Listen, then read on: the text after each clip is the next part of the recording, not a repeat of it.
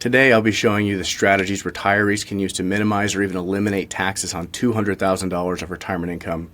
Working with countless clients over the years, I've helped many retirees navigate the complexities of retirement taxes. That's exactly why I'm making this video today, to show you how to structure your retirement income to minimize your tax burden. So let's get right into it.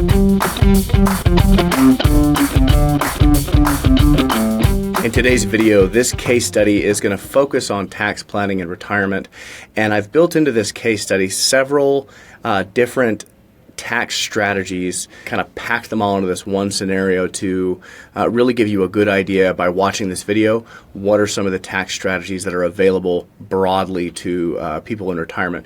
Now, this scenario obviously isn't going to line up exactly with your particular situation, but my hope here is that you're going to be able to pull away some good ideas from the different tax planning strategies that are discussed. So let's start with our soon-to-be retirees. John and Carol, they're 62 years old. They want to retire. They have a spending goal. They want to have about $10,000 a month that they can just spend for their lifestyle, travel, etc. Now, on top of that, they want to be able to help their adult children for the next 10 years, really helping them out early career, helping them get into with down payments on houses, that sort of thing. And the next thing that's really important to them is giving to their local church.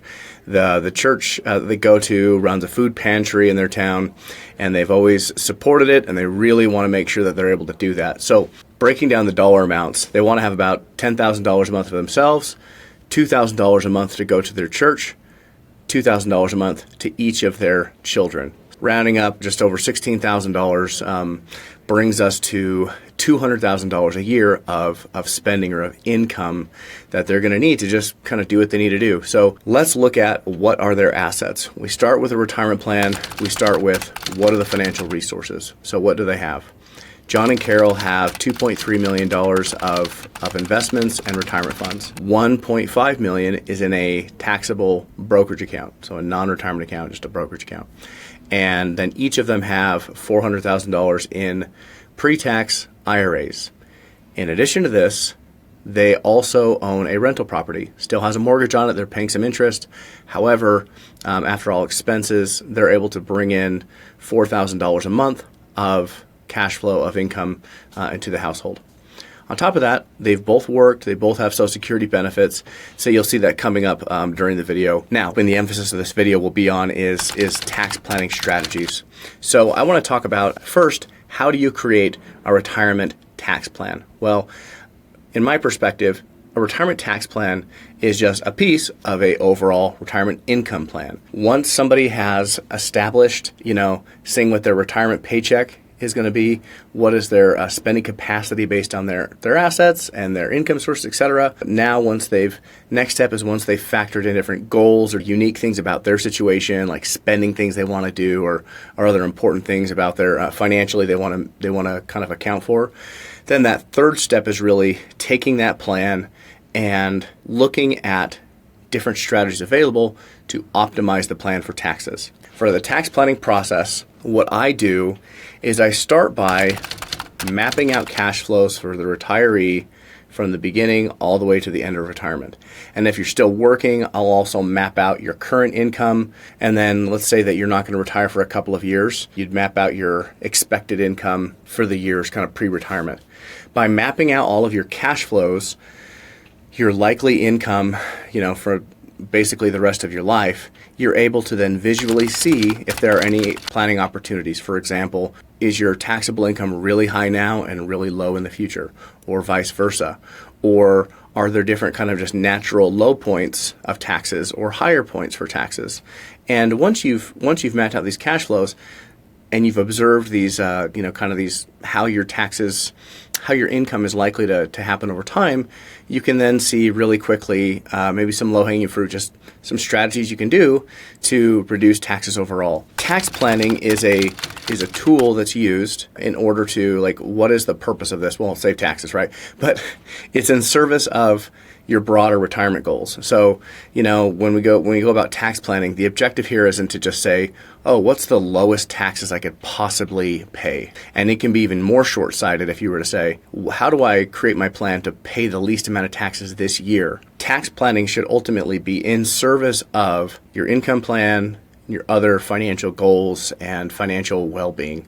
So sometimes that's going to mean intentionally paying more taxes now and, in order to pay less overall over time, that sort of thing. So that's just kind of, I don't know, philosophically, or I don't know if that's even the right way to go about saying it, but I just kind of like to set the stage that that's really how tax planning should work. It is something you do in service of the rest of the retirement plan, because you can kind of get things, you can get your plan all messed up, get it all twisted if you are just trying to optimize for taxes. The objective is not saving taxes. The objective is living your life. So the tax plan is just help you accomplish that. I think I've repeated myself here like 3 times, so enough said there. Let's look at this retiree. Let's look at their cash flows over time, see where income is coming from. I'm not going to go into exhaustive detail on all of the aspects of their retirement income, just because I want this to be focused on taxes. Now, so let's look at their retirement income cash flows and kind of see how that's broken down and laid out. All right, so looking at their cash flows over time, really what we're looking at is this chart is showing monthly income from top to bottom on the y-axis. On the x-axis, this is showing the timeline. So retiring January of this year, going through for the next 35 years or so. They're 62 years old. We're looking at monthly income to start with. So you see here in the beginning, the monthly income payout is $16,900 a month. Now, like I said, that's not all spending that they're going to use. About $6,000 of that is actually earmarked for giving to charity and then also helping out with their adult children. I should say, you'll notice on this chart that as we go along, you see the income is higher, in the $18,000 range, 19,000, forgive me, and then all of a sudden, well, let's see, starting here at 16,000, going along all the way up to 19,000, and then it drops off. The reason for that drop off is that they're only planning on helping out their children for the next 10 years or so with the donations to charity to their church. That's going to continue out for the rest of retirement. So that's why there's that drop. I'm not going to go into a bunch of the details here, but a little bit to explain, since in the spirit of what I was saying earlier, a good tax plan is in service of the income plan. So that's why I want to look at the income plan a little bit to begin with. So on this chart, each of these colors represents a different income source. The dark blue along the bottom represents that rental income that they have.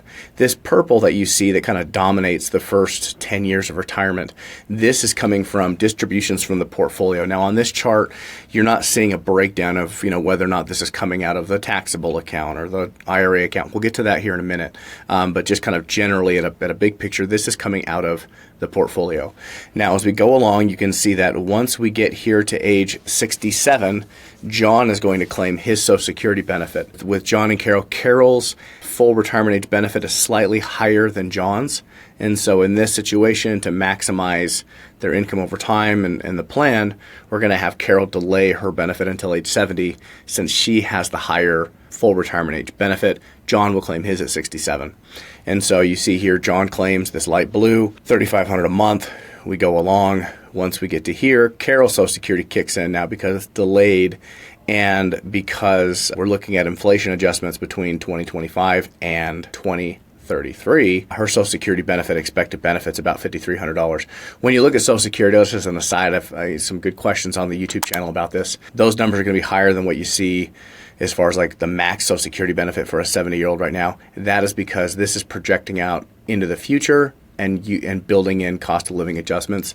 And on the Social Security max benefits from year to year, the statements, that's not taken into account future inflation, future cost of living adjustments. So as an aside, once we get to here and they no longer need to draw from their portfolio, this doesn't mean that they're out of money by any means.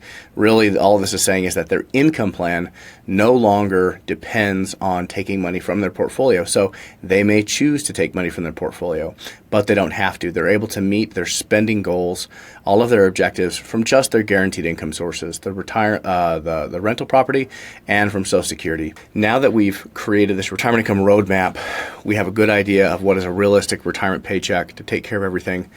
And now as well that we've considered some of their other financial objectives, helping children. Now that we've looked at their other financial priorities like helping their children and helping and donating to their church, we can now look at the tax planning and ask the question, are there any rules, laws that we can use that are going to allow this family to accomplish their objectives in a less expensive way? in a more tax efficient way. Okay, because if we pay less taxes overall and we do this right, this can significantly increase their ability to, retire earlier, better lifestyle, give more, live more, that sort of thing. So what I want to do now is I want to jump into some of these specific tax planning strategies that are available to them, and see what the impact can be. In the title of the video, we talked about $200,000 of tax-free retirement income, and what I choosing that number is really about illustrating just how much flexibility retirees have when they're doing tax planning. So when it comes to retirement tax planning, retirees have a lot of flexibility, and I should say it really depends on kind of your mix of assets and income sources, but generally, as a general rule, retirees have a lot of tax planning flexibility compared to somebody who is working. And that's because, unlike when you're working, retirees, if you have income from different sources, or you can pull money from your portfolio from different account types, you can have direct control on how much cash flow you have to spend from year to year, but you also then have control over how much taxes you pay or don't pay.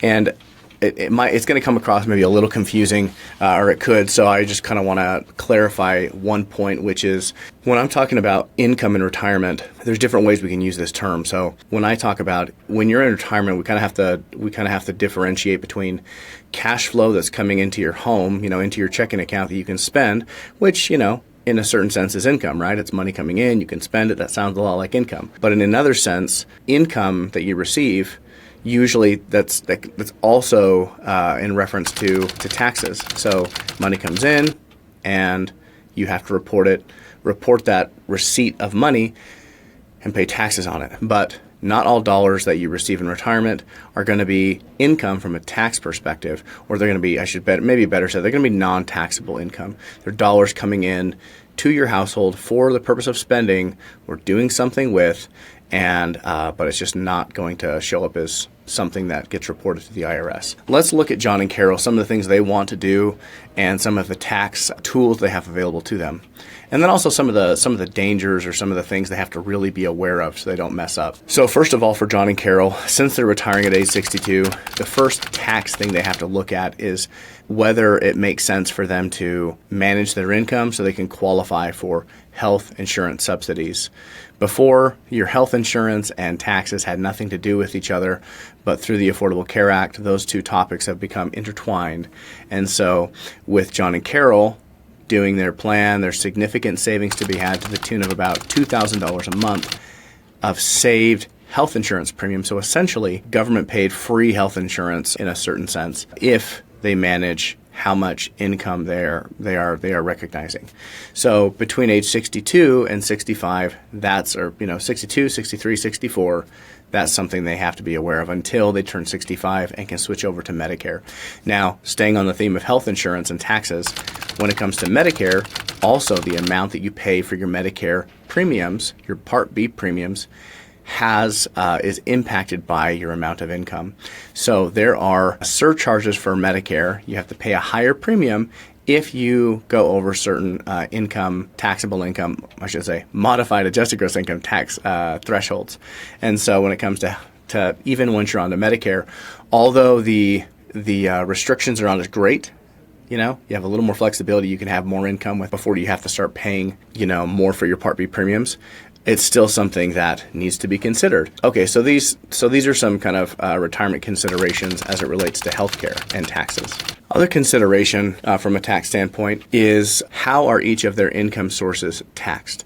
So I'm going to start with their portfolio, and then we'll go on to the income sources, Social Security and their rental income. So from their portfolio, this is very, very, very important. When you're taking money from your portfolio, broadly, there's kind of two things that will happen. Well, three. If you have money, number one, if you have money in a pre-tax account like John and Carol, each of them have $400,000 in pre-tax IRA accounts. So these are accounts that they've used to save through their employment over the years, putting in money, getting tax deductions when they made the contributions. The money has grown tax deferred. So now in retirement, as they take money out of those accounts, that income or those distributions are recognized as ordinary taxable income.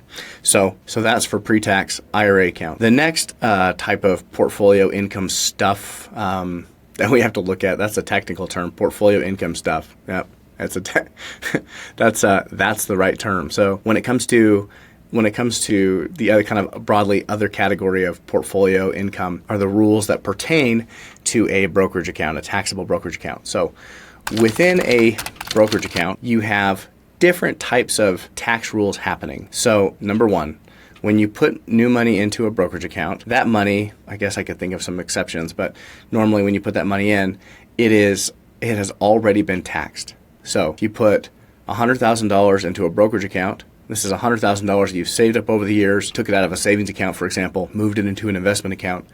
Now, you turn around, you pull that $100,000 out a week later, you're not going to, it wouldn't make sense for you to pay taxes on that $100,000. You're like, wait a minute, this wasn't new money. It was just money I had already paid taxes on, and I took it from a savings account and put it in an investment account. So that money that you've already paid taxes on is something, the term that we use for that is cost basis. That's money that's already been taxed, and so you'll never have to pay taxes on those specific dollars again. And this is important because when you take money out of your out of your brokerage account, you have a certain amount of flexibility where you can pull out investments that have had little or no growth, and essentially you're taking a return of principal. You're just pulling out some of your cost basis, and you won't have to report that as income. What are the other main categories of taxation in a brokerage account? Well, you have interest income. So let's say that you are invested in some bond funds or bond ETFs, or you own some treasuries within your account, or even within brokerage accounts you can even own CDs, that sort of thing. Well, these different financial instruments, they pay interest, and when those funds pay interest, then you have to report that interest income, and that comes in the form of a 1099 INT. It's the same thing you get from like a money market account from a bank. But anyway, you have to report that interest as ordinary income.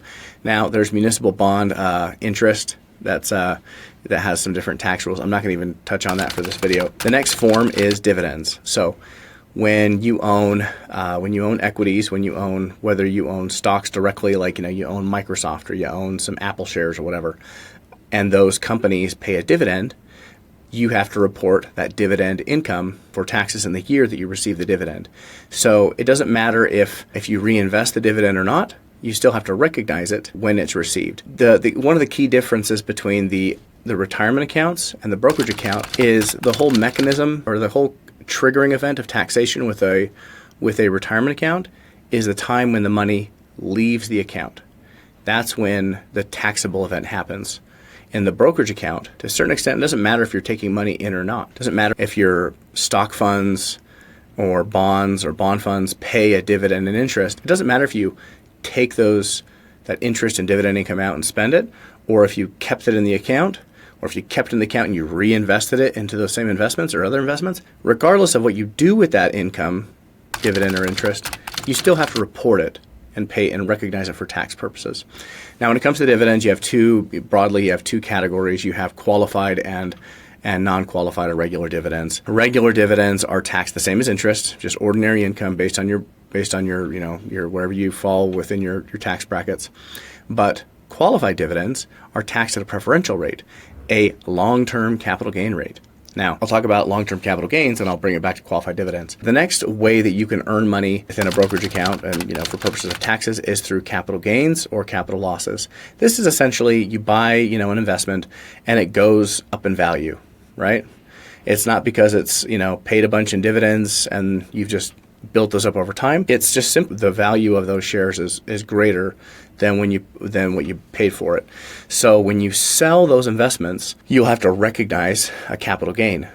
Now, if you've owned that investment for a year or less, if you sell that investment, when you recognize, or I should say when you realize the capital gain, if you've held it for less than 12 months, then you will pay what's called the short-term capital gain rate, which is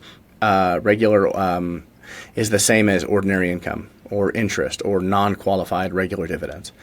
However, if you've owned that investment, if you've held it for greater than 12 months, a year, and you sell it, then you pay a preferential rate, the long-term capital gain rate.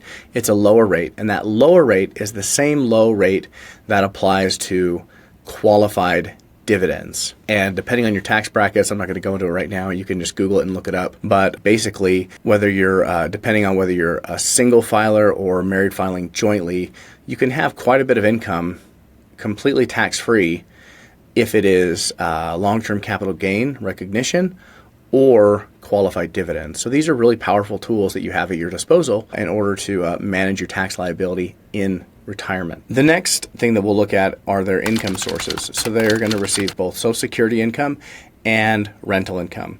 I'll talk on Social Security first. I'll touch on it lightly because I have other videos where I go into quite a bit of detail about Social Security taxes specifically. So because I want to go into more information about rental income taxation. That's kind of a unique feature of this video compared to some of my other videos. With Social Security income to begin with, you may be aware that Social Security income is taxed differently than other sources of income. At a very high level, the more income you have from other sources, the greater amount of your Social Security benefit will be included in your taxable income. And inversely, if you have little or no other income sources, then when you receive your Social Security benefit, you'll have less or none of it included in your taxable income. Now, what are kind of the bookends or kind of extreme points here? Even if you have $10 million of income, per year in retirement, you will still get a portion of your Social Security benefit tax-free. 15% of it will always be tax-free, not included in your income tax calculations. Yeah, that's your upper limit. Now, but you can have anywhere between 85% of your Social Security benefit subject to tax, or as little as 0% of it subject to tax. The rules that address this, it's called the provisional income rule. And like I said, I've got other videos, so dig around on my channel. You can find it in all. So there's tons of good information if you just search for rules with provisional income to see how that works. But with that being said, if we already know that you have some control over your portfolio income, whether you take money from a brokerage account or a pre-tax retirement account, and within your brokerage account, what types of assets you choose to own and what assets you choose to sell or not sell in any given year, you have a lot of control over the income that you recognize from your investments. And not only that, but the decisions you do with your brokerage account or your retirement accounts, it will impact the amount of your Social Security benefit that's taxable. So now you see that you're not only having to make decisions about how to have my portfolio be tax efficient, but how do I manage it? Also being aware that poor management of those investment accounts will increase or decrease the amount of my Social Security benefit that is subject to tax. So there's some good opportunities there. Now, the next income source that they have is rental income. And rental income is one of my favorite things for retirees to have. And the main reason is because of its tax advantages with rental income. If you own a rental property, then you're going to know exactly what I'm talking about. Long and the short of it is, with rental income, it is often the case that you don't even report as income all the dollars that you receive. Now, we know that when you're managing a rental property, you're going to have expenses, right? Property taxes and maintenance or HOA fees, or if you have a property manager, fees to them, or whatever the case is, upgrades and maintenance to the property. But even after all that said, obviously, so you pay for those expenses, and you receive rent money, and then you have to cover expenses. Those dollars go away. They go bye-bye. And so obviously you don't have to report that money as income. However, there are other expenses that you get to report as a real estate owner. You get to report it as an expense for taxes, but you don't have to send money anywhere. So basically it means you get a certain amount of your income tax-free. What I'm referring to, I'll just cut to the chase, I'm talking about the depreciation expense on your Schedule E of your tax return. So I pulled one up and kind of filled in some information that's pretty closely tied to the scenario we're looking at here for John and Carol, just to give you an idea of how this works. All right, so now we got a Schedule E, which is where you report rental income. You didn't realize we were going to have this much fun in this video today, did you? You didn't realize we were going to do this much, did you? All right. So pretty straightforward, actually.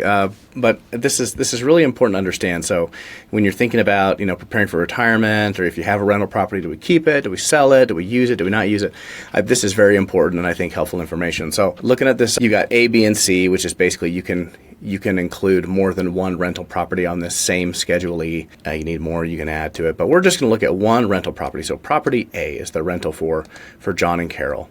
So on line 3, we're going to enter in rents received. So gross rents before taxes, any expenses, $75,000 for the year is what they received in rents. Okay, now lines 5 through 19, we're going to list all the different types of expenses that they have had with this property. Okay, so on line 7, they've had some maintenance, cleaning expenses. Line 12, we're reporting some mortgage interest. They have a mortgage on the rental property, so that's the mortgage or the interest that's gone towards that. They have some repairs they had to do, $2,500. Other taxes they had to pay, $5,000.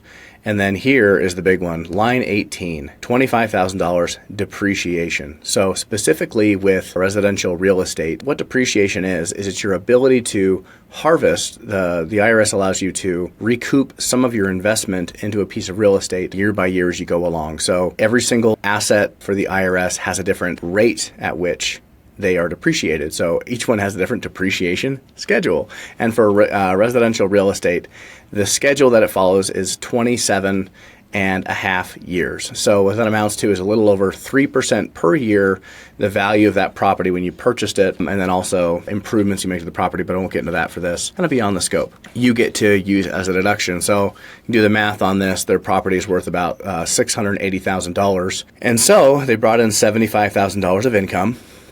They had a total of $25,000 of other expenses. If we look at everything except for depreciation, $25,000 of expenses, plus they get to deduct $25,000 expense for depreciation for total expenses of $50,000. Now, what that means is after all of this, we need to show, okay, how much of this $75,000 is going to show up as income. What's the number that's actually going to flow into and be considered income for tax purposes? Well, of the $75,000, only 25 of that is going to show up as, show up for income tax calculations. Even though, after all this is said and done, they're going to have $50,000 in their hands. Because that $25,000 depreciation expense, it's what you call a cashless expense. They get to deduct it for tax purposes, but they didn't have to, it wasn't like mortgage interest. They didn't pay anything to anybody.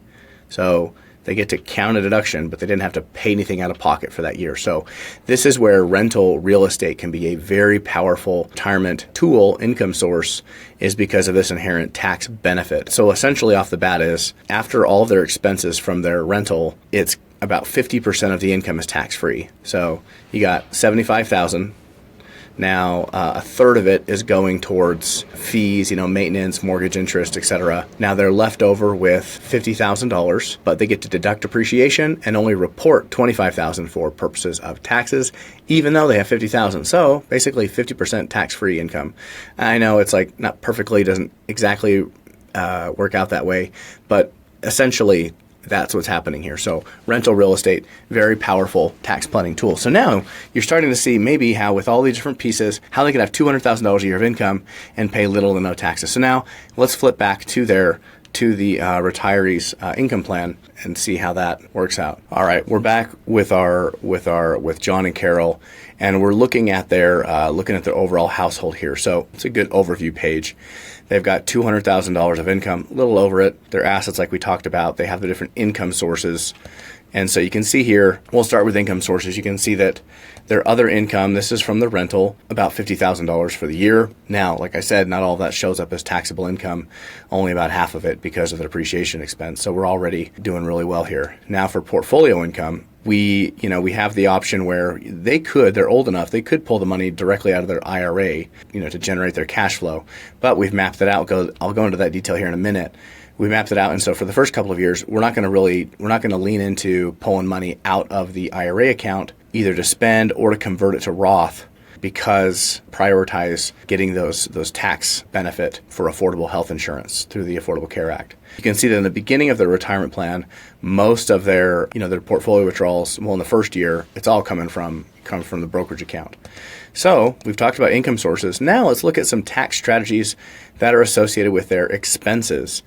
So we said that, they have $10,000 a month they want to be able to just living expense. That's going to cover their travel and all their stuff. $10,000 a month just for inflation. They're good to go. All right, but they want to help their daughter and son with $2,000 a month for the first 10 years.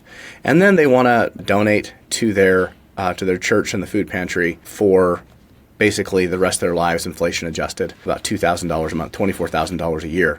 Okay, so with each of these different expenses, there's actually tax smart way to make these contributions and a less tax efficient way to do those things. So first, I want to talk about helping the children. When it comes to giving money to children, if this is not part of your retirement plan, you can just, unless you're just kind of curious about what I have to say, just go ahead and skip this part. But if you have children or grandchildren that you want to proactively, help out with stuff or whatever the case might be, this is some helpful information. So here's another kind of cool retirement, but not just retirement tax, but you can, depending on how you give somebody money, can impact your taxes that you pay or don't pay. So John and Carol, they've got $1.5 million in their brokerage account. And so for the first 10 years, they want to help out their kids. Now, one of the things they can do is, as they have their money invested in their brokerage account, they could just take out, the money, sell the money, or sell the money. They could take the investments, sell them, and then send their son and daughter cash. They could do that. But a better option is for them to simply look at investments within their account and transfer those investments, transfer them to their children. So instead of giving them, selling $20,000 or $24,000 of Apple stock, for example, you could just transfer $20,000 worth of Apple shares to your family member. So what's great about this is that you don't have to recognize the capital gain for selling those shares. So something to consider here, let's say you're transferring it to your adult child. Let's say your adult child, their early career, or they're in college or, whatever, just, their early career, whatever the case is, they don't have as much of income. One of the neat things is you transfer it to them. Now they're going to sell the shares to use for whatever reason you were giving them the money in the first place. But since they might have a lower income, they could pay little to no taxes on that. And as far as the holding period, even if they do have to recognize some of it for income, they get to use your holding period time. So if you've owned some shares for 10 years and they have really low cost basis and really high capital gains embedded in them, you get to transfer those shares to your family member, and they benefit from that long-term holding that you've had, and now they can control, what and when they sell, to minimize the taxes from their perspective. But that's right away. Those are ways that you can fulfill some of your gifting plans or, desires in a tax efficient way. Now, when it comes to donating to a charity, a public charity, in this case, their church, kind of a similar benefit here. You can take appreciated stock, so at this point, in their 60s, the most tax efficient way for them to support this charitable goal is for them to take shares of investments that have gone up in value and transfer the shares to their church. Now, it's even better for the church than it is for their kids, because that church, in this example, or any public charity, they can then turn around and sell those investments, sell those shares, and they don't have to pay taxes on the capital gain because they are a charity. So what's neat about that is you're now able to meet that gifting objective, and you don't have to pay taxes in order to do it, i.e. sell investments with gains in order to free up the cash to give to the charity. You can just give them the investments. And on top of that, if you're gifting shares that have long-term capital gains, you also benefit, you also get to deduct the full fair market value of those securities. So, in this case, say they have $24,000 of, S&P 500 index fund, and based on when they bought it, let's just say they bought VOO, Vanguard S&P 500 index fund. They bought it, way back when, and it's doubled in value. So they're making a $24,000 donation, but those are shares they only paid $12,000 for. Well, what's neat about this, they get to transfer the full $24,000 worth of shares. The church gets the full $24,000. They pay no tax. And then John and Carol, we won't get into here, but if they itemize, they'll also get to deduct the full fair market value, the full $24,000. So now they can gift in a tax efficient way. And there's a lot of planning strategies around that as well that I won't go into for this video. Now, after John and Carol turn 70 years old, they can also do what are called qualified charitable distributions, where they can take money out of their IRA tax-free, not have to pay taxes on it, and send it to their church tax-free. That's something they'll have to consider when they are looking at taking money out, doing Roth conversions and stuff. This is something we have to keep in mind, that we don't want to convert all of their money to Roth, because it's part of their plan to donate to their church. So knowing that that's the case, we want to keep some money in the IRAs for the rest of their life at a minimum so that we have a place to draw money from tax-free to satisfy their charity goals. With all this being said, I know that was just a ton of detail, but I'm going to go to a summary here for taxes, and I think you're going to see that pretty amazing as far as taxes overall, what they are looking like for paying over the course of their retirement. So actually, I take that back. Here we are in year one. They are taking out, they have a total of $200,000 of income. If you look at their expenses here, their tax bill is $600. Now, I'm just guessing that when you're working, if you're working now, that you've never seen an instance where you have $200,000 of income and your tax bill is $600, right? It's basically zero. It's almost zero, right? Now, the reason we're doing that is so they can qualify for the health care, which is going to save them about $2,000 a month. So essentially, for the first couple of years of retirement, they can have a negative tax rate. Now, as we go along, later on retirement, as they have more income sources, they will have taxes that are going to come into play, right? So, later on in 2030, right, they have an income of $323,000. Well, that's because they're doing some Roth conversions that we have to take into account, and they're now receiving Social Security, portfolio. So their total ordinary income tax in this situation is $22,000 plus $8,000. So basically $30,000 of taxes on a $323,000 income. I guess the same kind of question. In your career, were you ever able to have a $300,000 a year income and have your tax rate be 10% or less, right? Pretty neat. So I'll look it over a summary and you kind of see how this breaks down over the life of their retirement plan. Taking all these things into consideration, on this chart, I'm just looking at a quick summary of the impact of some of these smart gifting, smart portfolio distribution approaches, and the impact that has on this retiree's situation. So I'm comparing the Roth conversion strategy that is going to make sense for this client compared with just kind of a rule of thumb approach, nice ROT approach, a nice rotten approach of just taking out of your taxable account, then tax deferred, then tax free. By doing some smart Roth conversions, but not starting them until a couple years into their retirement, and then managing the amount that they take out. All right, so looking at their retirement plan here, comparing this Roth conversion approach that we've tailored to take into account the impact on their Medicare costs for the premiums as well as Affordable Care Act, and comparing it with just a rule of thumb ROT strategy, you can see that the impact is pretty significant. So right off the bat, you can see that, look at this number right here, the effective tax rate over the life of their retirement plan is just under 8.5%, their average federal tax rate. And that takes into account all the different federal taxes, capital gains, ordinary income, taxes on Social Security, everything. So with some smart tax planning, with frankly understanding how each of these different components of their retirement are taxed independently, and understanding how they interact with each other, with a good retirement plan, if you understand special tax rules that apply to each component of the retirement plan, that apply to each of the asset types, each of the, so brokerage account versus pre-tax retirement account, that apply to their income sources, special rules for Social Security, special rules for benefits for real estate income, special tax rules around healthcare, not only healthcare for, for the Affordable Care Act and qualifying for credits, but then also the tax rules that impact your cost of Medicare later on in retirement. And then understanding the tax rules around gifting, the rules that apply to gifting to a family member, and then the rules that apply to gifting to a qualified charity.